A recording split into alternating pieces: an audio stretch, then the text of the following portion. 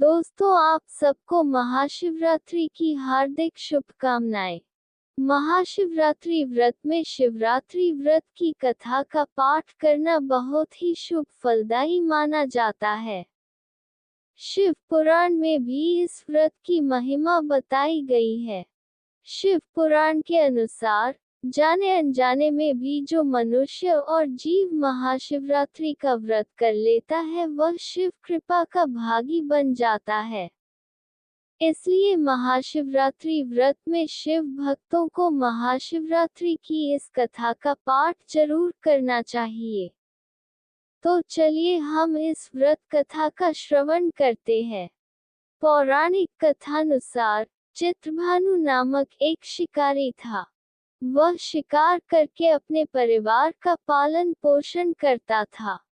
उस शिकारी पर साहूकार का काफी कर्ज था, लेकिन वह उसका कर्ज समय पर नहीं चुका पाया। फिर साहूकार ने शिकारी को शिव मठ में बंदी बना लिया। जिस दिन उसे बंदी बनाया गया उस दिन शिवरात्रि थी। चतुर्दशी के दिन उसने शिवरात्रि व्रत की कथा सुनी और शाम होते ही साहूकार ने उसे अपने पास बुलाया और ऋण चुकाने के बारे में कहा। उसके बाद वह फिर शिकार की खोज में निकला। बंदीगृह में रहने के कारण वह बहुत भूखा था। शिकार की तलाश में वह बहुत दूर निकल आया।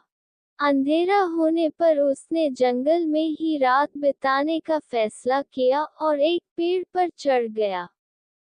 उस पेड़ के नीचे शिवलिंग था जो बेलपत्र के पत्तों से ढका हुआ था।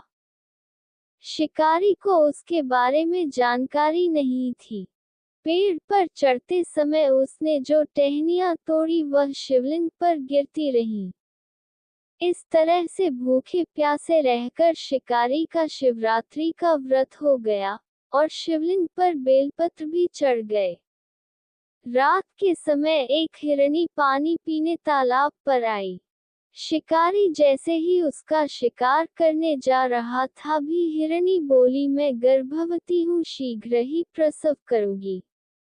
तुम एक साथ दो जीवों की हत्या करोगे। मैं बच्चे को जन्म देकर तुरंत तुम्हारे सामने आ जाऊंगी, तब मुझे मार लेना। शिकारी ने हिरनी को जाने दिया।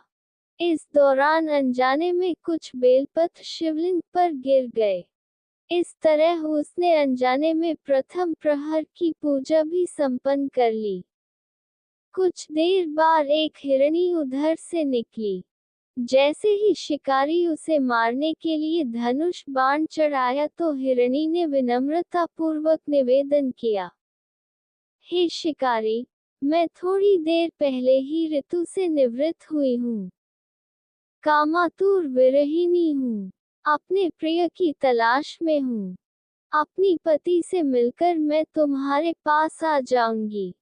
शिकारी ने उसे भी जाने दिया।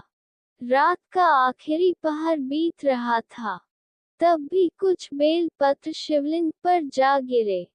अनजाने में ही शिवरात्रि की पूजा पूर्ण हो गई, लेकिन अनजाने में हुई पूजा का परिणाम उसे तत्काल मिला।